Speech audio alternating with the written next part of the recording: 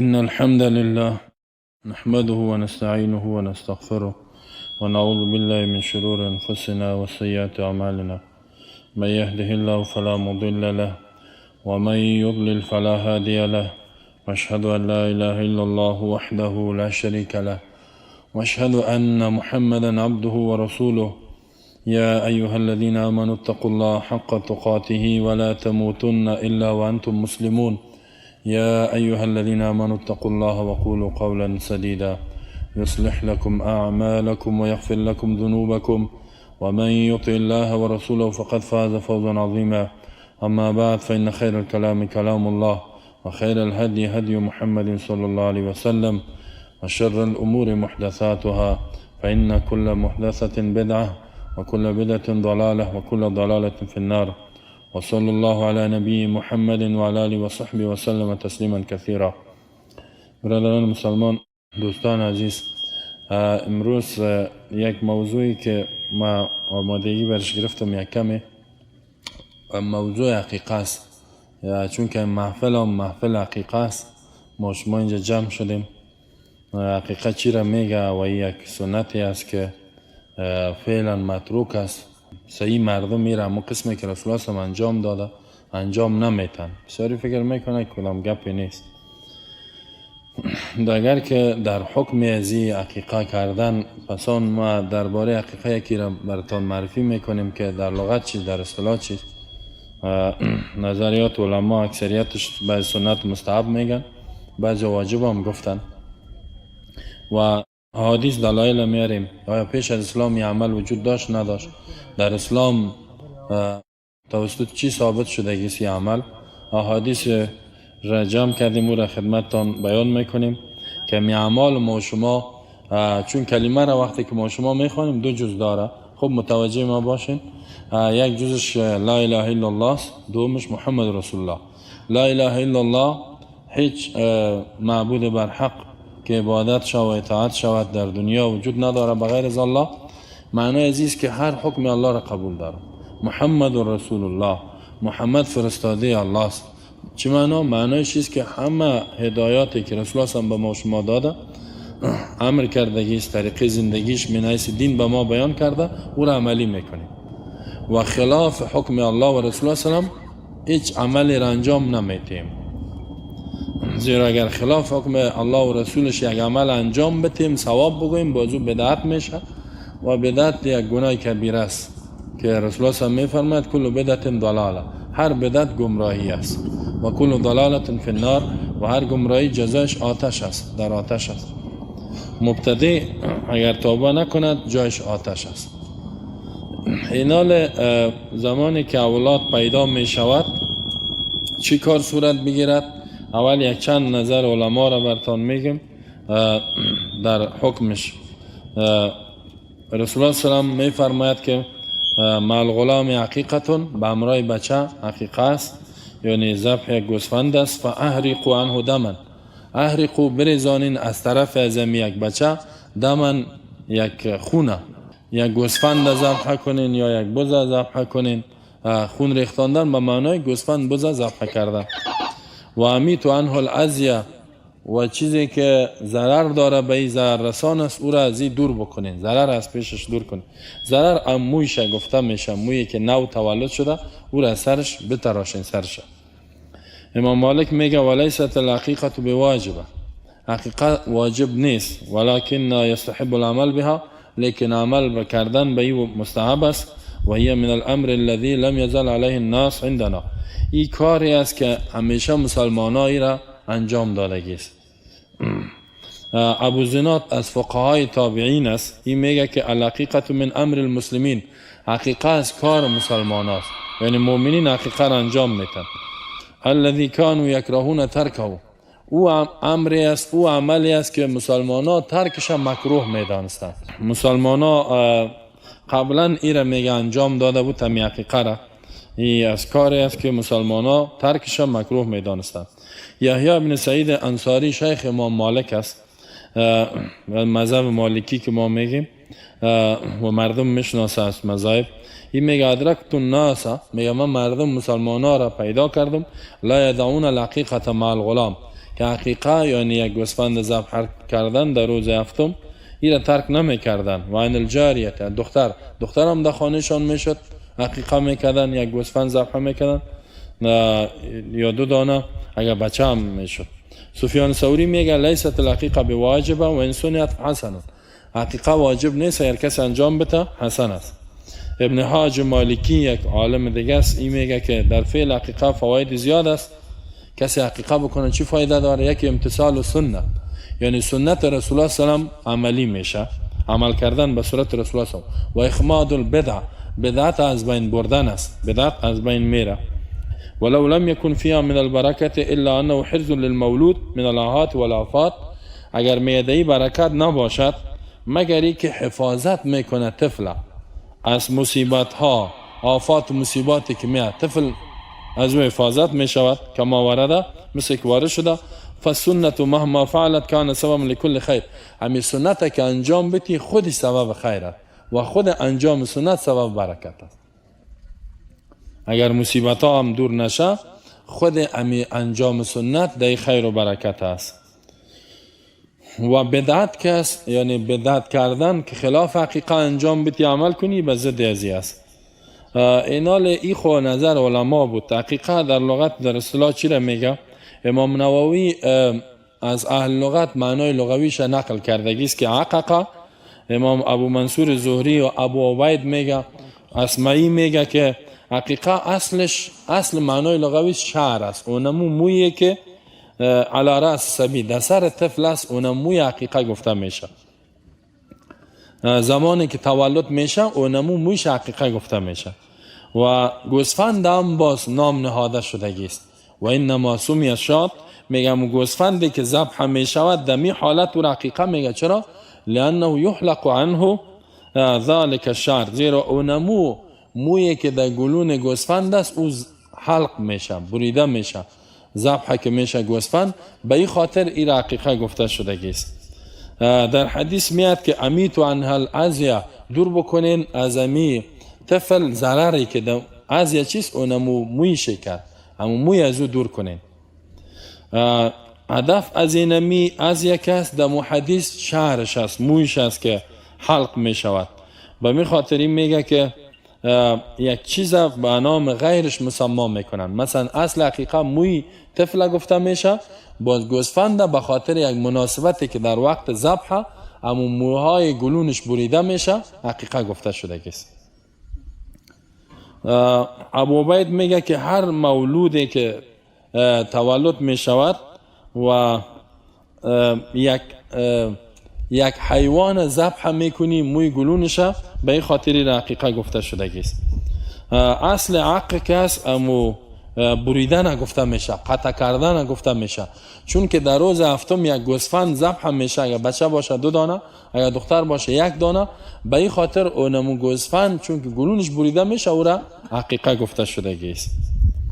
خب در اصطلاح تعریف اصطلاحیش امام بغوی میگه که حقیقه چیست؟ اسم، نام است، لما از برای امو حیوانی یذبح عن المولود، که ذبح میشد از طرف یک طفلی که پیدا شده. یک طفل که پیدا میشه این نام اونمو حیوانی که از طرف طفل ذبح میشه این حقیقه گفته میشه.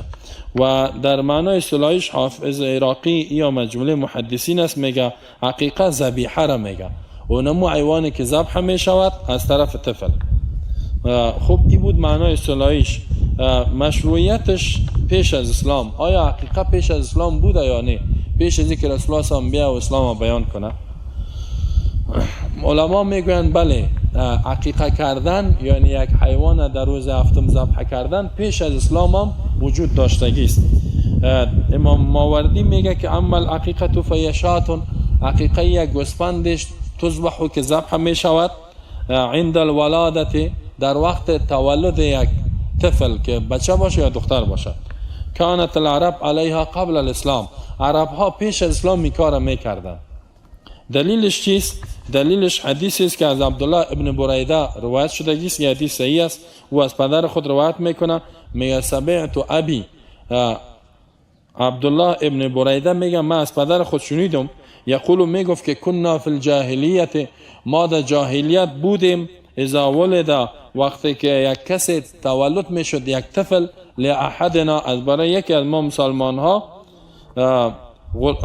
چی میشد؟ غلامون یک طفل تولد میشد ذبح عن شات یک گوسفند ذبح میشد پیش از اسلام میگه. و این میگه که ولوت خراسو بدمها باز می خون گوسفند میگرفتن که یک ذره پخته باز دم سر طفل میمالیدن یعنی سرش خون پر میکردن پیش از اسلام میتو بوده. فلما جاء الاسلام هر وقت که اسلام آمد چطور شد؟ کنا نذبح شاتن میگه ما یک گوسفند ذبح میکردیم و نحلق راسه و سر زیر باز میتراشیدیم سر می طفله و نلتخه بزعفران و به زعفران رنگش میکردیم. همین زعفرانه که دا پرتی این رنگ میگیره باز که همین آب زعفران سرش رنگ میکردیم که خود خون گوسفند این کار نمیکردیم. اسلام که آمد گوسفند ذبح میکردیم سر طفل میتراشیدیم بعد از او باز با زعفران سرش رنگ میکردیم. و رواه ابو داود این حدیث امام ابو داود نسائی روایت کرده است احمد بیهقی و حافظ در تلخیص میگه سندش صحیح است. شیخ البانی میگه حسن صحیح یعنی به یک روایت صحیح است به دیگر روایت حسن است. حاکم هم میره تصحیح کرده است و امام ذهبی با امرش موافقت کرده است. شیخ البانی میگه با شروط مسلم صحیح یعنی حدیث صحیح است. و دیگه حدیث است که پیش از اسلام یعنی حقیقت بوده عایشه رضی الله عنها روایت میکند که وکان اهل الجاهلیت عایشه میگه بود اهل جاهلیت یجعلون قطنه یک پختر میگرفتن فی دم العقیقه دم خون گوسفند با چی میکنن و یجعلون علی راس الصبی در سر طفل میماندن پخته خون پره سرش رنگ میکردن با خون. فامر رسول الله صلی الله علیه و میگه رسول الله صلی الله علیه و امر کرد ایجعل مکان الدم که در جای خون محلوف خلوف یعنی رنگ زعفران در سرش بانین خود خون گوسفند در سرش نمانید در سر طفل و رنگ به خون گوسفند نکنش. این حدیث هم امام بیهقی روایت کرده است. امام نووی میگه سندش صحیح است. امام سیوطی میگه که عبدالمطلب جد النبی صلی الله علیه و سلم قد عقنه فی صاب ولادتی در روز هفتم تولد رسول الله صلی الله علیه و پدر کلانش عبدالمطلب عقیقه کرده بود یعنی گوسفند ذبح کرده است از جانب رسول الله صلی الله علیه و و با سیوطی میگه که از عبدالله ابن عباس روایت میکنه ابن عساکر که هر وقت که رسول الله پیدا شد عبدالمطلب عقیقه کرد از طرفش و باز میگه نامش محمد ماند در روز هفتم. برش گفته شد که ای ابا حارس چرا نام زیر محمد ماندی چرا به نام پدرایش نماندی؟ نامش محمد یعنی اولین نامی بوده که به این نام در اونجا مانده نشده بود. میگه بعد از او قال گفت که اردت بحمده الله في السماء و يحمد الناس في الارض ما اراده کردیم ای یحمده الله في السماء که الله را صفتش در آسمان بکند یعنی صفات خوب به این بده که اهل آسمان ها صفت ازی را بکنند و مردم هم در روی زمین حمد و صفت ازی را بگویند. محمد یعنی صفت کرده شده کسی که صفات خوبش بیان شود یعنی حقیقت پیش از اسلام بودگیست در ایام ثابت میشه. خب حتی در شریعت موسی علیه السلام بودگیست در دین موسی علیه السلام. حدیث ابو هریره است که نبی صلی الله علیه و قال ان اليهود توقع عن الغلام یهود که حقیقت میکنن از بچه ولا توقع عن الجاریه ولا توقع یعنی از دختر حقیقت نمیکنن گوسفند ذبح نمیکنن برای بچه میکنن. فعقوا عن الغلام شاتین می رسول الله هم گفت شما حقیقت کنین از بچه 2 دانه گوسفند و عن الجاریه شاتون و از دختر 1 گوسفند. یهود چی میکرد برای بچه حقیقت میکنن برای دختر نه. رسول الله هم گفت نه برای دختر 1 گوسفند شما ذبح کنین برای بچه 2 دانه. و این حدیث هم بیهقی روایت کرده است و قسم ابن ابی دنیا بزاز روایت کرده است. حافظ ابن حجر البانی میگه که سندش به درجه حسن است. از این فهمیده میشه که این حدیث یعنی حقیقت در نظام دین یهود بوده ولی اونا صرف برای بچه میکردن. خب برای زن برای دختر این کار نمیکردن فکر میکردن که دختر دیگه چی نیست یعنی حق بزرگی نداره حق زنا رو ضایع کرده. ولی اسلام آمد میگه برای دخترم نعمت است دخترم اولاد است نعمت است که الله برای یک مسلمان میده.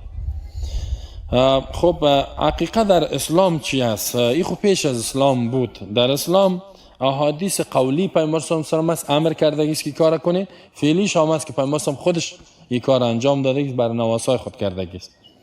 در این باره امام بخاری به سندش از سلمان روایت میکنه که قال سمعت رسول الله صلی الله علیه و سلمان ابن عامر میگه من رسول الله شنیدم مع الغلام عقیقتون، به همراه بچه عقیقه است، یعنی گوسفند ذبح کردن است. فاحریقوا برزانین عنه، از طرف از دم یخونه، یعنی گوسفند ذبح کنین. و امیتوا عنه الازیا، و امی ضرر از سرش دور کنین، ضرر امی موش وسو کنین، موش بتراشین. این چون که حدیث مطلق است، دختر هم میشه موش تراشیده شد، بچه هر دوشون. و رواه ابو داود دیگه غیر از بخاری، ابو داود، ترمذی، نسائی، ابن ماجه، احمد، دارمی، بیهقی این روایت کرده است. و عن سمره قال قال رسول الله صلی الله علیه و سمره میگه که رسول الله فرمود کل غلام رهینه بعقیقته، هر غلام در گرو عقیقه شد. خب در گرو بعضی میگه که اگر عقیقه شود او خوب میشه و مصیبت ها از این دور میشه، بعضی میگه یعنی در گروی از این که یعنی باید که از طرف از عقیقه شود. چند معنا کرده استند. تذبح عنه یوم صابه، ذبح میشود از طرف می بچه در روز هفتمش. و یحلق، سرش تراشیده میشه. و یسمى، نام مانده میشه، در روز هفتم نامش مانده شد. رواه ابو داود، ابو داود، امام ترمذی، نسائی، ابن ماجه، بیهقی و احمد این روایت کرده است. و حاکم میگه صحیح، ترمذی هم میگه حسن صحیح، شیخ البانی هم حدیث صحیح گفته است. ام کرز میگه که رضی الله عنها قالت، این صحابی است، میگه سمعت رسول الله صلی الله علیه و سلم، ما از رسول الله صلی الله علیه و سلم شنیدم که یقول میگفت عن الغلام شاتان، از بچه دو گوسفند، بچه که پیدا شد الله برات داد دو گوسفند ذبح کن، مکافئتانی که برابر باشد، دو گوسفند برابر، یعنی اگر 2 ساله بود اردوش هم میطور باشد و صحتمند و جور باشند. و عن الجاریتی، و دختر که شاتون، یک گوسفند. رواه ابو داود، ابو داود، احمد و غیره روایت کرده است، هم حدیث صحیح است. و در روایت دیگه میاد ام کرز میگه که سألت عن العقیقه، میگه من رسول الله صلی سوال کردم از عقیقه، فقال، گفت نعم بله، عن الغلام شاتانی، از بچه دو گوسفند است. و عن الانثى واحده، دختر یک گوسفند ذبح بکنه. لا یضرکم ذکرانا ام اناثا، ضرر برتان نمیرساند که همین گوسفند مذکر باشد یا مؤنث، یعنی نر و ماده، خیر مقصد گوسفند ذبح کنین. رواه ابو داود، ترمذی، نسائی. ترمذی میگه حدیث حسن است، حاکم هم میگه صحیح است، امام ذهبی موافقت کرده است، شیخ البانی میگه صحیح، و همین قسم دیگه محدثین حدیث صحیح گفته است. پس از این فهمیده میشه که بچه 2 دانه، دختر 1 دانه.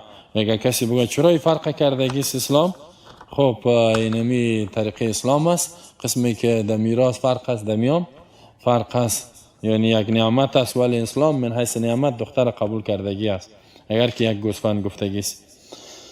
یوسف ابن مالک میگه دخلنا علی حفصه بنت عبدالرحمن، میگه با بالای حفصه دختر عبدالرحمن داخل شدیم، سوالش کردیم از عقیقه، فاخبرتنا، با ما خبر داد، ان عایشه، که عایشه به این خبر داده که ان رسول الله قال، رسول الله گفت عن الغلام شاتانی، از بچه 2 گوسفند، و عن الجاریه، از دختر 1 گوسفند. رواه ابن حبان و احمد و ترمذی، ابن ماجه روایت میکنه. شایب ارناؤوط میگه که سندش صحیح است. پس از این فهمیده میشه که بچه 2 گوسفند، دختر 1 دانه ذبح شود.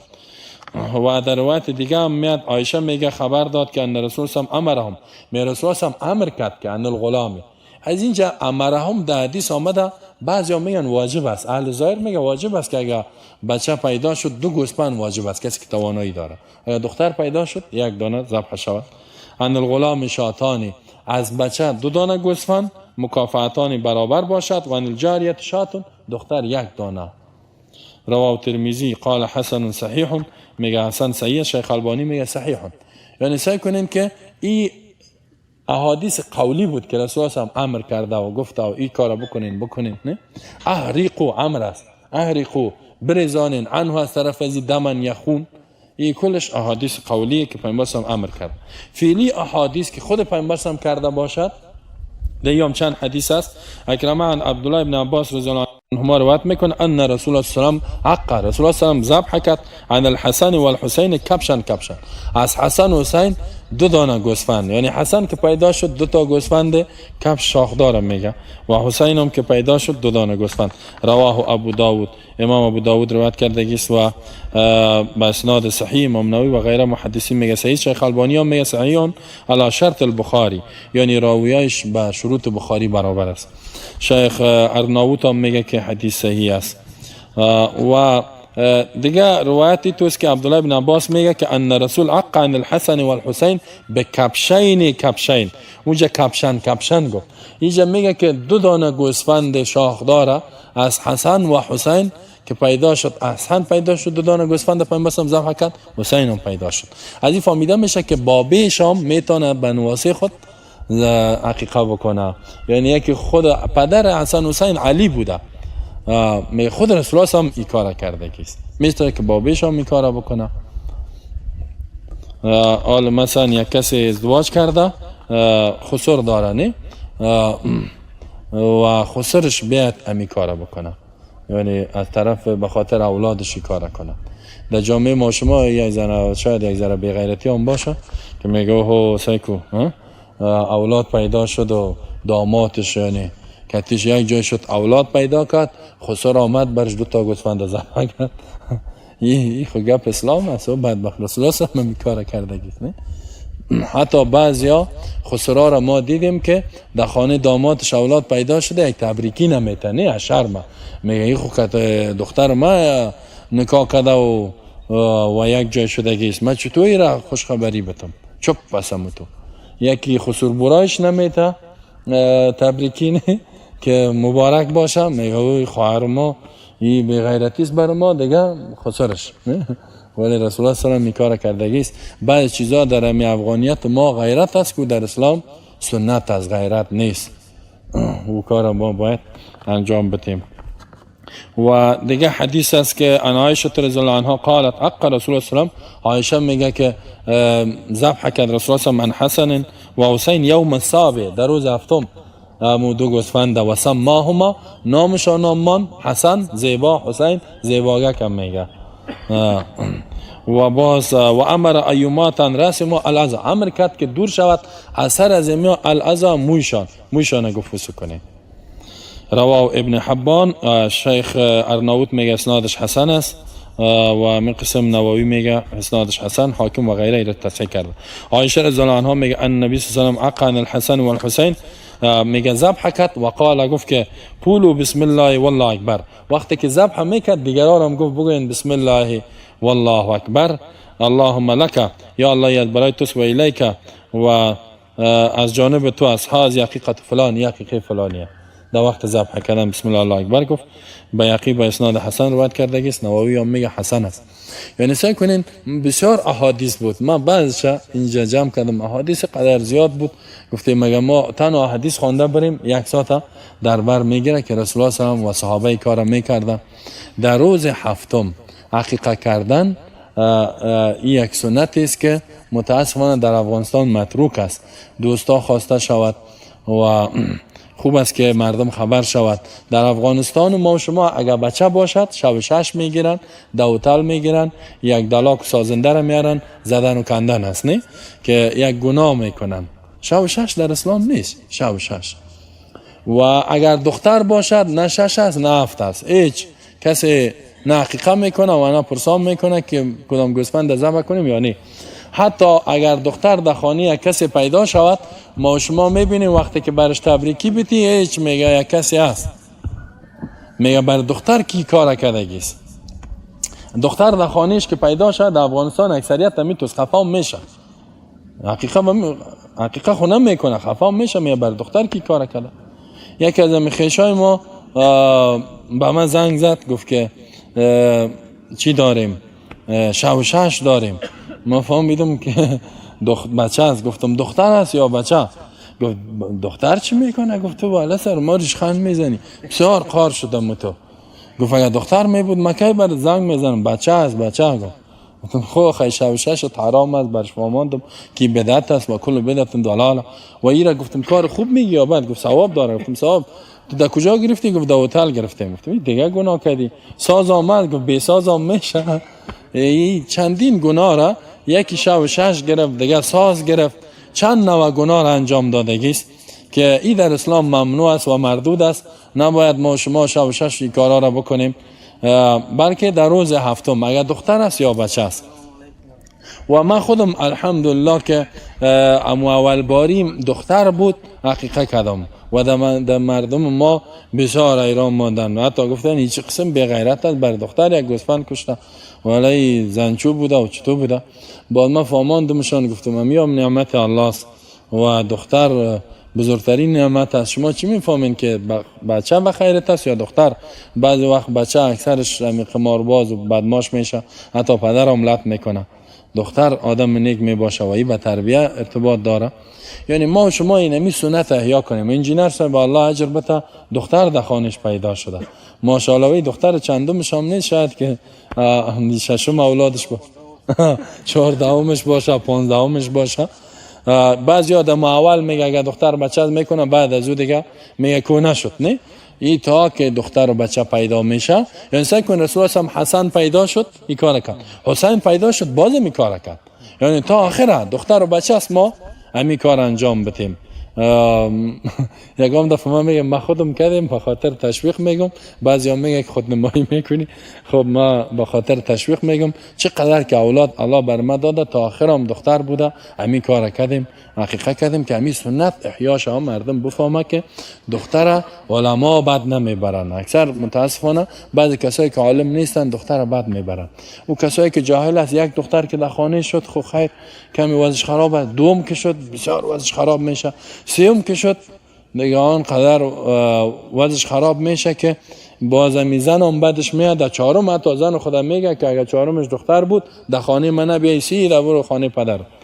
حالو بیچاره یک سو درد اولاد گرفتش، دیگه درد ازی که طلاق مره میته، در حالی که این دختر حالی زن خو کارخانه دختر بچه نیست، به اختیار خودش نیست. الله میگه که یهب لمن یشاء ذکورا و یهب لمن یشاء اناثا. این الله است که بر کسی دختر میته و بر کسی بچه میته، این کار الله، این به اختیار ما نیست. و حتی امروز طبی ثابت کردگی است که همین دختر که است اکثر مرض در مرد می باشه. یک مولوی در جای ما بود، بسیار یک ذره زمین و زندگی داشت، 4 دانه دختر در خانه شد، یک زن گرفته بود. گفت ولی من میراث خور ندارم. یک ظلم دیگه سر دخترایی است که برش میراث نمیتن، دخترای در جمع اولاد شمار نمیکنه. زن دوم گرفت 1 2 3 4 دانه اولاد برش دختر داد. وا چیزی را که بعد میبرد 8 تا شد. ایشون دیگه گفت که ولی چطور میشه؟ کلگی سرش خنده کرد که چی میکنی؟ گفت بیا زن سیوم گرفت 4 اولاد، او هم 4 دختر بود. این 12 تا شد. آخر 4 گرفت، او هم 4 دختر بود. بعد از اون گفت دیگه گفت ما خلاصه 16 تا اولاد کلش دختر. باز میگفت من 1 دانه میراث خور ندارم. این چطور است میراث؟ این را بفهمین که به دخترها حق مهر شبتین، میراث شبتین، حقیقت کنین، ظلم نه. این بسیار کلان ظلم درباره میراث. الله در قرآن میگه که و ما یعص الله و رسوله و یتعدى حدوده یدخله نارا خالدا فیها. کسی که نافرمانی الله و رسول را کند و از حدودش، یعنی بر دختر میراث است و همین قسم دیگه حقوقش است، از حدود الله تیر شود، یدخله نارا، الله را آتش داخل میکنه، خالدا فیها. یعنی بسیار گناه کلان است. زنها با بالای ما شما حق دارد، دختر نعمت است، اولاد میراث هم باید برش بتیم. در زندگی باید بگویی که حق میراث دختر ما بتی، خواهرت است برش بتی. دلش باز اول برش تسلیم کو، باز اون میفهمه که اگر میفروشه باز میشه که پس خودت بخره، اگر نمیفروشه برش بتی. ما اعلان کردیم الحمدلله که به خواهرای میراث میتم، در مجلس ها گفتیم، اون روزا میاد شد و به دختر ما هم گفتم چیزی که حقش الله برش دادگی است میتیم. میگه الله به ما شما توفیق بده که همه احکام اسلام عملی بکنیم. ما درباره حقیقت گفتیم، بعضی موضوعات دیگه هم چون که دختر و بچه یاد شد این را بیان کردیم، میشه که دیگه علما مسنجر گپ دیان. الله به ما شما توفیق بده که عمل بکنیم. و صلی الله علی نبی محمد و علی آله و صحبه و سلم.